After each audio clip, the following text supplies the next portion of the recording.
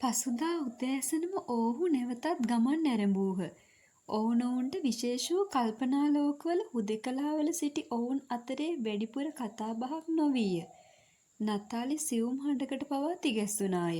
ත්‍රස්තවාදීන් කොයි මොහොතේ හෝ ඔවුන් සොයාගෙන එනු ඇත ඇයට සිතිණි. පෙරදා ඇයට එවන් බියක් දැනුනේ නැත. කැලේ ටිකෙන් ටික අඩු වෙනවා. මං හිතන්නේ හවස් වෙනකොට අපට ගමකට යාගන්න පුළුවන් වේවි. ජේසන් විශ්වාසයෙන් යුතුව පැවසිය. මට නම් හරි බයයි. උන් අපි පස්සෙන් එයි කියලාමයි හිතෙන්නේ. මොන පිස්සුද? උන්ට දැන් අපව අල්ලන්න බෑ.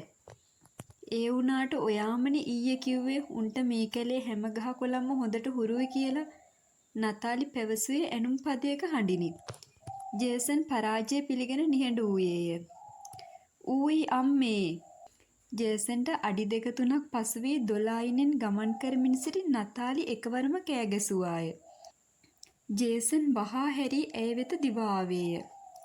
ඇවිදීමේ පහසුව සඳහා නතාලි සිටියේ ජින්ස් කලිසමේ කකුල් උඩට නවාගෙනය. ඇගේ දකුණු කකුලේ බත් කෙන්ඩෙන් ලේ ගලා යනු ජේසන් දිටීය. කලබලයට පත් වූ ඔහු නතාලිගේ උරහිසින් අල්ලවා සෙලවිය. නතාලි මොකද වුනේ? එහෙත් ඇයට පිළිතුරු දී ගත නොහැකි විය. ඇය සිටියේ දැඩි ලෙස බියපත්වය. ජේසන් වටපිට බැලීය. විශාල නයෙකුගේ විහිදුණු පෙන ගොබයක් තනකොළ අතරින් ඉහළට එසවී තිබුණු ඔහුට පෙනුනි. සිදු වී ඇත්තේ කුමක්දයි ඔහු තේරුම් ගත්තේය. ඔහුගේ සිතට දැනුනේ බියකි. වහා නතාලි දෑතට ඔසවාගත් ජේසන් මදක් ඈතින් වූ ගසක් යටට ගියේය. අනේ ජේසන්, නතාලි වේදනාවෙන් මිරිකුණාය. ඔහොම ඉන්න හෙල්ලෙන්නේ නැතුව ඒ ගස යට තැබූ ඔහු ගරිල්ලාගෙන් පැහැරගත් පිහිය අතට ගත්තේය. ඔහු කරන්නට යන්නේ කුමක්දයි ඇයට ඉව වැටිනි.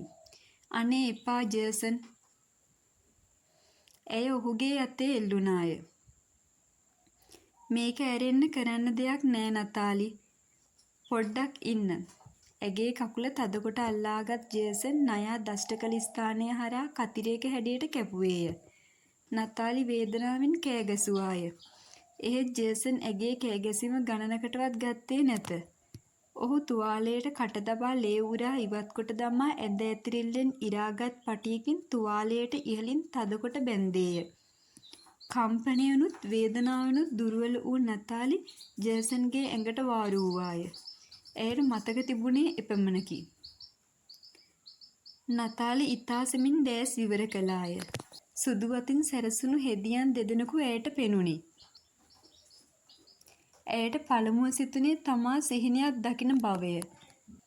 පසුගිය දින ගණනාවක මෙන්ම ජේසන් තමා පසකින් නිදාගෙන ඇතැයි ඇයට සිතිනි. ජේසන්, ඇය තොල මෙතුරුවාය. නතාලි, මොකද දැන් ඔයාට? ඇය හොඳ හැටි දෙනෙත් විවර කළේ ජේසන්ගේ රුව දකිනු රිසියෙනි. එහෙත් ඇය වෙතට නැඹුරු වී සිටියේ තරුණ වෛද්‍යවරියකි. ඔහුගේ මුහුණේ ප්‍රසන්නශීලී මදසිනාවක් රැඳී තිබුණි. ඔහු හඳුනා ගන්නට මෙන් නතාලි මොහොතක් ඔහුගේ මුහුණ දෙස බලා සිටියාය. කෝ ජේසන්? නතාලි විමසුවාය. ජේසන් ඒවි.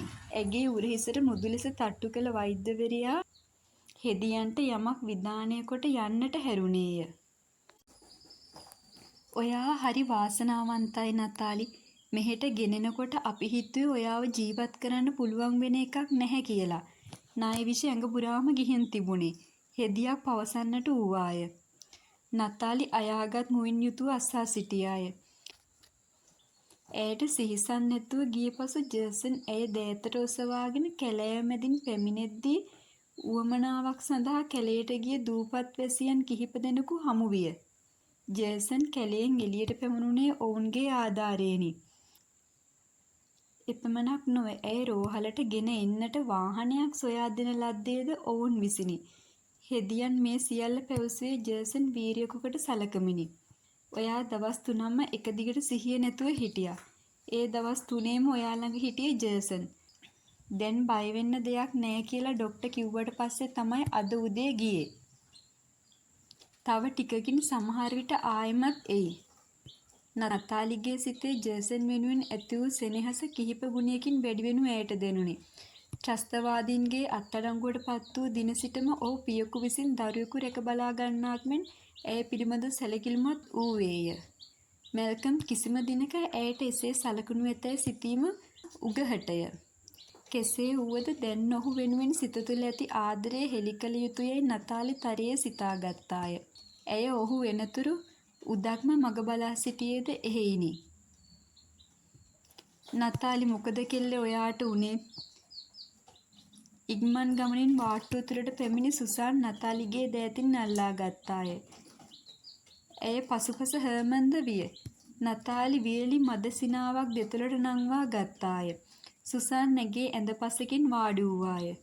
දැන් ඔයාට හොඳටම සනීපද? සනීපයි. ඒත් තවම ඇඟට පණ නෑ වගේ. ඔයාලා කොහොමද දැනගත්තේ මං හොස්පිටල් එකේ කියලා? නතාලි ඇසුවේ සුසාන් සහ හර්මන් දෙස මාරුවෙන් මාරුවට බලමිනි. අපට කිව්වේ ජේසන්. ජේසන් අද උදේ ආවා හොටෙල් එකට, හර්මන් පැවසුවේය. අපි හෙට ආපහු ලන්ඩන් යන්නයි හිතන් හිටියේ. ඒත් ගමන කල් දැම්ම ඔයා නිසාම. ඇත්තටම නතාලි මං හිතුවේ නෑ ආයේ ඔයාලා දෙන්නව පණ පිටින් දකින්න ලැබේවි කියලා. සුසාන් කියාගෙන ගියත් නතාලි ඒ කිසිවක් දැන ගැනීමට ඕනෑකමක් නොතිබුණි. කෝ ජේසන්? සුසාන් කතාව නැවැත්වූ වහම තමාට දැන ගැනීමට අවශ්‍යම දේ නතාලි විමසුවාය. ජේසන් නහපව් ගියා නතාලි. සුසාන් පැවසුවේ ඇගේ දෙනත මග හරිමිනි. ජේසන් ගියා? වචන කඩමින් ඒම උච්චාරණය කළ නතාලි ඇදෙන් නැගිටින්නට තැත් කළාය. ඒ වචනවලින් ඇයට දැනුනේ නොසිතූ මොහොතක දැඩි පහරක් ගැසූ කලෙක දැනෙන කම්පනයක් හා වේදනාවකි. ඔහොම ඉන්න නතාලි, ඔයාට දැම්ම නැගිටින්න හොඳ නෑ. සුසාන් උරහිස් දෙකෙන් අල්ලා නැවතත් ඇය ඇඳේ හාන්සි කළාය. නතාලි දෙනෙත් පියාගත්තාය. අපි ජේසන්ට පොරොන්දු වුණා අපි යනකොට ඔයාවත් එක් කරගෙන යනවා කියලා. ඇයි ඉතින් ජේසන් මාව දාලා ගියේ? ඇය තමාගෙන් විමසන්නාක් මෙන් ඇසුවාය. ඒ ප්‍රශ්නයට කිසිවකුගෙන් පිළිතුරක් ලැබුණේවත් ඇය පිළිතුරක් බලාපොරොත්තු වූයේවත් නැත. දින දෙක තුනකට පසු නතාලියට නැගිට ඇවිදීමට තරම් සුවය ලැබුණි. රෝහලේ ඒකාකාරී ජීවිතය නිසා අතිශයින්ම වෙහෙසට පත්ව සිටි ඇය නැවතත් හෝටලයට යාමට අවසර ලබා ගත්තාය. එහෙත් ඇයට හැමවිටම දැනුනේ තමා අවට දැඩි පාළුවක්, කාන්සියක් පැතිරී ඇති බවය. හැකි ඉක්මනින් කැරිබියන් දූපත්වලින් පිට වී යාමේ අවශ්‍යතාවය ඇයට තදින්ම දැනුනි. ඇය බොහෝ අවස්ථාවල ජේසන් ගැන සිතමින් සුසුම් හෙළුවාය. යලි කිසිම දිනක ඔවුන් දෙදෙනා හමුවේ යැයි සිතිය නොහැකිය. ඔහුගේ බැල්ම, ඔහුගේ සිනහව, ඔහුගේ පහස ඇය වෙන්වෙන් වශයෙන් සිතට නගා ගැනීමට උත්සාහ කළාය. මම දන්නවා නතාලි ඔයා ජේසන්ට ආදරෙයි කියලා. ඒත් ඔයා එන්ගේජ් වෙලා ඉන්නේ මැල්කම්ටනේ. දැන් ඉතින් උත්සාහ කරන්න ජේසන්ව අමතක කරන්න. සුසාන් නතාලිට පැවසුවාය. එහෙත් ඒ එතරම් පහසුවෙන් කළ හැකි දෙයක් නොවන බව දැන සිටියේ නතාලි පමණකි. අවසානයේදී ඔවුන් කැරිබියන් දූපත්වලින් සමුගන්නා දිනේ එළඹුණි. නතාලිගේ සිතේ දුකක් සතුටක් සම්මිශ්‍රණය වූ හැඟීමක් සිර වී තිබුණි. කෙදිනකවත් මෙහි නොආවනම් මොනතරම් හොඳදැයි ඇය වරක සිතිනි. සංසුන් වෙන්න නතාලි, දෙවියන් වහන්සේ අපිට දෙන්නේ අපට ඕනම කරන දේවල් විතරයි. ඇගේ සිත හැඳිනගත් සුසාන් සැනසිලි බස් දෙඩුවාය. මට ජේසන් ඕනි කියලා දෙවියන් වහන්සේට තේරෙන්නේ නැද්ද? නතාලි මුමුණාගත්තේ ශෝකයෙනි. නතාලි, සුසාන් සහ හර්මන් පැමිණි විශාල ජෙට් යානයේ හිත්‍රෝ ගුවන්තොටුපළට ළඟා වූයේ මහ වැසි මැද්දේය. සිය නෑදෑ හිත මිතුරන් පිළිගන්නට සැදී පැහැදී සිටින මහා පිරිස් දෙස නතාලි බැලුවේ වේදනාබර දෙනෙතිනි. ඇය පිළිගන්නට කිසිවෙකුත් එහි නොවීය. ඔයා එනවා කියලා මැල්කම්ට කෝල් එකක් දැම්මේ නැද්ද නතාලි? සුසාන් විමසුවේ ඇගේ හැඟීම් හඳුනාගෙන මෙනි. නතාලි උදාසීන මද සිනාවක් පෑවාය. මම එදා කතා කරනකොට මැල්කම් හිටියේ නෑ. බිස්නස් වැඩකට පිට ගිහින් කියලා කිව්වා. නතාලි පැවසූ දේ විශ්වාස නොකරන බව සුසාන්ගේ මුහුණින් පෙනුනි. එහෙත් ඇය ඒ පිළිබඳ වැඩිපුර යමක් ඇසුවේ නැත. ඔයා වෙලාවක මැල්කම් එක්ක අපේ ගෙදර එන්න නතාලි. සතියකට සැරයක්වත් අපට කෝල් එකක් දෙන්න. සමුගන්නට සැරසෙමින් සුසාන් පැවසුවාය. නතාලිගේ දෙනත කඳුලින් පිරී ගියේය. ඒ සුසාන්ගේ හා හර්මන්ගේ කරුණාවන්තකම නිසාම නොව ජේසන් සිහිවීමද නිසාය. එය ඊතා දුක්බර සමුගැනීමක් විය. ඔවුන් රැගත් රිය නොපෙනී යනතුරුම නතාලි බලා සිටියේ කඳුළු පිරි දෙනෙතිනි. ඇය කුලීරියකට නැගගත්තේ ඉන් අනතුරුවය. නතාලිගේ කුඩා නිවස පිහිටියේ තට්ටු නිවාසයක දෙවන තට්ටුවේය. පැය 8ක ගුවන් ගමනකින් පසුව දැඩි ලෙස වෙහෙසට පත්ව සිටි ඇය ගමන්මළු සාලයේ තිබියදීම නිදන කාමරයට වැදුනාය. අන් සියල්ලටම වඩා ඇයට අවශ්‍ය වූයේ සුව පහසු නින්දකි. ඇඳට වැටී විනාඩි කිහිපයක් ගත වෙන්නටත් පෙරම ඇය වෙත නින්ද ළඟා විය. නතාලි අවදි වන විටද වැස්ස අඩු වී තිබුණේ නැත. ත්‍රස්තවාදීන්ට අසු වූ දිනේ වැස්සේ තෙමමින් ගල් ගුහාව කරා ගිය ගමන ඇයට සිහිපත් විය. ඇගේ සිරුර කිලිපොලා ගියේය. ඒ මතකයත් සමගම ජේසන් සිත තුළට පිවිසීම වැළැක්වීමට දැඩි ආයාසයක් ගත යුතු විය. නමුත් සුසුමක් හෙලා ඇඳෙන් නැගිට්ටාය. කෝපි කෝප්පයක් පිළියෙල කරගත් ඇය ටෙලිෆෝනය අසලට ගියේ මැල්කම්ට ඇමතුමක් දීම සඳහාය. හලෝ, කවුද කතා කරන්නේ? අනෙක් පසින් ඇසුනේ ලීසාගේ කටහඬය. ලීසා මැල්කම්ගේ ලේකම්වරියයි. කුමක් හෝ හේතුවක් මත නතාලිත් ලීසාත් එකිනෙකා ප්‍රිය කළේ නැත. මැල්කම් ඉන්නවාද? නතාලි කිසිදු ආචාරශීලී බවකින් තොරව ඇසුවාය. මැල්කම් නැහැ. කවුද ඔය නතාලිද? ඔව්. කවද්ද ඔයා ආවේ කැරිබියන් වල ඉඳලා? අද. මැල්කම්ට මුකුත් පණිවිඩයක් කියන්න තියෙනව නම් මම කියන්නම්. නතාලිගේ සිතට දැනුනේ නොරිස්සමකි. ඇය වචනකුත් නොදඩා රිසීවරය තැබුවාය. නතාලි මැල්කම් සමග විවාහ කිවිසගෙන සිටින බව ලීසා දනී. එහෙත් එය හැසිරෙන්නේ එවැන්නක් නොදන්නා අයුරිනි. මැල්කම් ලීසා සමග නොයෙකුත් ගමන් බිමන් යන බව නතාලිටද නොයෙක් විට ආරංචි වී ඇත. එහෙත් එවැන්නක් ඔප්පු කිරීමේ සාධක නැති නිසා ඇය නිහඬව සිටියාය. කොහොම වුණත් මැල්කම්ට ගැලපෙන්නේ ලීසා වගේ ව්‍යාපාරික මනසක් තියෙන කෙනෙක් තමයි. නතාලි තමාටම කියාගත්තාය. ඇයට මින් පෙර කිසිදු දිනක එසේ සිතී නැත. ජීවිතයේ දෙස වෙනම ඇසකින් බලන්නට ඇය හුරු වූයේ ජේසන් හමු වූ පසුවය. එහෙත් ඒ හමුවීම සිහිනයක් වී අවසානය. ඔහුගේ ලිපිනයවත් ඇය දැන සිටියේ නැත. අපි ආයේ කවදාවත් හමු වෙන එකක් නැහැ. ඇය වේදනාවෙන් යුතුව සිතුවාය. ඒත් මට දැන් ජේසන් අමතක කළ මැල්කම් එක්ක විවාහ වෙන්න බෑ. දින 2-3ක් විවේකගෙන ඉන්පසු වැඩට යන ලෙස සුසාන් හා හර්මන් නතාලිට අවවාද කළහ. එහෙත් ඇය පසුදාම වැඩට යන්නට තීරණය කළාය. ඒ ප්‍රධාන වශයෙන් නොසන්සුන් සිත සංසුන් කරගන්නා අටියෙනි. ඇය සේවය කළේ පොත් ප්‍රකාශකගේ පුද්ගලික ලේකම්වරිය වශයෙනි. ඇගේ ප්‍රධානියා වෙන ඩැනියල්ස් මහතා ඇයට සැලකුවේ දියණියකට මෙනි. ඕනෑම ප්‍රශ්නයකදී ඔහු වෙතින් උපදෙස් ලබා ගැනීම ඇගේ සිරිත විය. මොකද නතාලි මේ ඇය දුටු විගසම ඩැනියල් මහතා ඇස්සේ පුදුමයෙන් විදහාගත් දෙනෙත් වලින් යුතුවය. නතාලි මද සිනාවක් පෑවාය. ඇයි සර්, ඔයා හරියටම නිවාඩු ගිහින් විවේකයෙන් ඉඳලා ආව කෙනෙක් නෙමෙයි, නිවාඩු යන්න ඕන ලෙඩෙක් වගේ. මොකද ඔයාට උනේ? හුඟක් දේවල් වුණා සර්. ඇය සිහින් හඬින් කෙඳුරුවාය. හුඟක් දේවල්? ඩැනියෙල් ඇසුවේ ඇය දෙස විමසිල්ලෙන් බලමිනි. ඇයි ඔයාට සනීප නැති වුණාද? ඔව්, ඒත් එකක්. හුඟක් දේවල් වෙලා තියෙනවා කියලා මට දැන් හිතාගත හැකි. අපි පස්සේ ඒ ගැන කතා කරමුකෝ. මැල්කම් ආවද ඔයාව එක් කරගෙන යන්න එයාපෝට් එකට? නැහැ නතුරු. නතාලි කෙටියෙන් පිළිතුරු දුන්නාය. නැහැ, එයා හරි පුදුම මනමාලයෙක්නේ. මම එයාට කියලා එව්වේ නැහැ අහපව් වෙන දවස ගැන. ඔයා කතා කරන්නේ මැල්කම් ඈතින් ආශ්‍රය කරන යාළුවෙක් වගේ හිතලා. ළඟදිම බඳින්න ඉන්න දෙන්නෙක් අතර ඔයිට වැඩිය හොඳ අවබෝධයක් තියෙන්න එපෑයයි. මම මැල්කම්ව බඳින්නේ නෑ සර්. නතාලි ඉවතට හැරමින් පැවසුවාය. ඩැනියල්ස් මහතා පුදුමයෙන් ඇය දෙස බැලීය. ඔයා දැන් එයාට එන්ගේජ් වෙලානේ ඉන්නේ. මට පෙනෙන්නේ මේ ඔක්කොම වෙනස්කම් වෙලා තියෙන්නේ ඔයා කැරිබියන් වලට ගියාට පස්සේ. ඇත්ත කියන්න නතාලි, ඔයාට එහිදී කවුරු හරි කෙනෙක් මීට් වුණාද? මැල්කම්ව අමතක කරන්න තරම්? ඔව් සර්. නතාලි පිළිතුරු දුන්නේ බිඳුණු හඬිනි.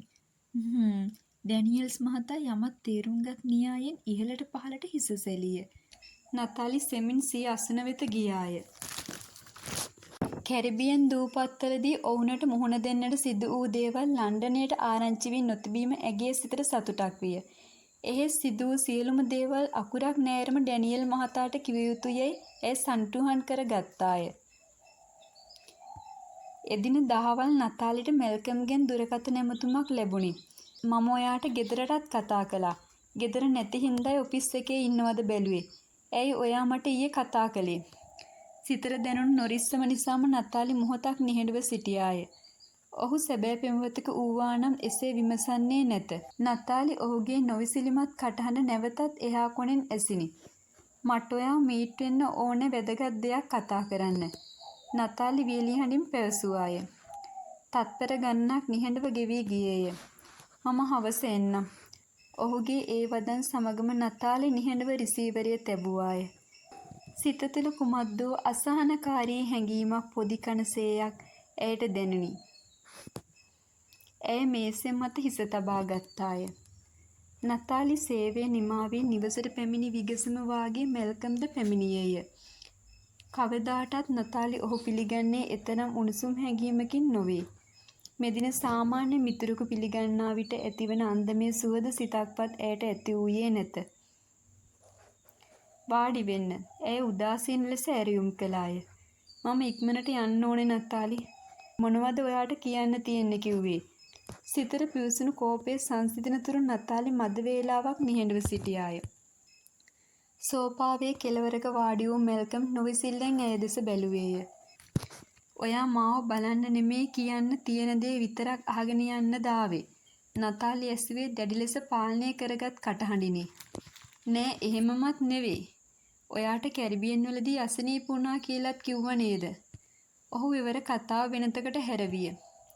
දැන් ඉතින් ඒව ගැන කතා කරලා වැඩක් නෑ කියමින් නතාලි ඉවතට හැරුණාය. ඔයා මොනවා හරි බොනවද? වයින් ටිකක් බොමු. නතාලි වයින් වීදුරු දෙකක් වත්කොට එකක් ඔහු අතර දුන්නාය. මැල්කම් වයින් ටිකක් බොන්නට යෝජනා කළේ තමා කී ඇනුම් පදේ නිසා බව ඇයට නොවැටුණා නොවේ. මම ඔයාට එන්න කිව්වේ වැදගත් දෙයක් කතා කරගන්න. වයින් උගුරත් තොලගා දිව තෙත් කරගත් නතාලි පැවසුවාය. ඒ මොකද්ද? මැල්කම් ඔහුගේ සුපුරුදු උදාසීන ස්වරයෙන් විමසිය. මං කැමති නෑ ඔයාව බඳින්න. ඇය ඔහුගේ දෙනත මගහරිමින් පැවසුවාය. ඔහුගේ දෙනතේ උදා වූයේ විස්මයකි. ඔහු වයින් වීදුරුව කුඩා ස්ටූලය මත තැබුවේය. ඔයා මාව බඳින්න කැමති නෑ? එතකොට අපේ එන්ගේජ්මන්ට් එක අපි ඒක කැන්සල් කරමු. ඔයා හදිස්සියෙම එහෙම තීරණයක් ගත්තේ මගෙත් එක්ක අමනාපයෙන්ද? නෑ මං ඔයත් එක්ක අමනාප නෑ. අපි දෙන්න ගැලපෙන්නේ නෑ කියලා මට තේරුණා. ඉතින් බැඳලා දික්කසාද වෙනවට වැඩිය හොඳයි අපි දෙන්නම ඈත් වුණාම. නතාලි තවත් වයින් වීදුරුවක් වත් කර ගත්තාය. ඔහු කල්පනාකාරී ලෙසින් බලා සිටියේය. එහෙත් ඔහුගේ බැල්මෙහි කිසිදු වේදනාවක් හෝ පසුතැවිල්ලක් තැවරී නැති බව ඇයට මනාව වැටහිනි. මට හිතෙන්නේ ඔයා වෙනස් වෙන්න ඇත්තේ කැරිබියන් ගියාට පස්සේ. මං ගැලපෙන්නේ නෑ කියලා තේරුනේ ඔයාට ගැලපෙන කෙනෙක් එහෙදි ලැබුණ හින්දා වෙන්නැති. විනාඩි ගණනකට පසුව මැල්කම් කටහඬ අවදි කළේය. නැහැ කියන්නත් බෑ. හොඳයි අපි එහෙනම් කැන්සල් කරමු. අපේ එන්ගේජ්මන්ට් එක. මැල්කම් සුසුමක් කියලා පුටුවෙන් නැගිට්ටේය.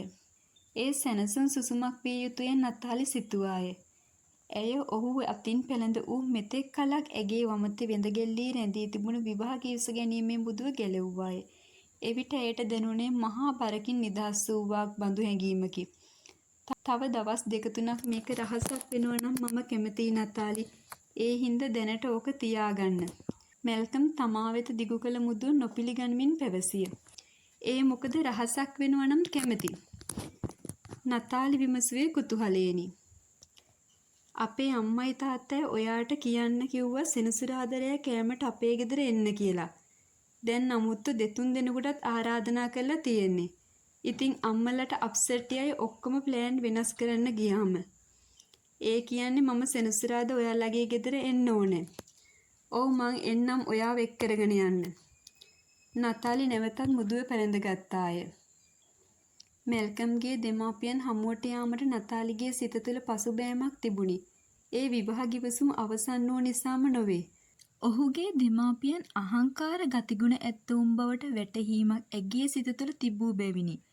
කෙසේ වුවද එහි යම් ප්‍රතික්ෂේප කිරීමට හැකියාවක් ඇයට නොවීය. අකමැත්තෙන් වුවද ඇය මැල්කම්ගේ යෝජනාවට එකඟ වූයේ එහෙයිනි.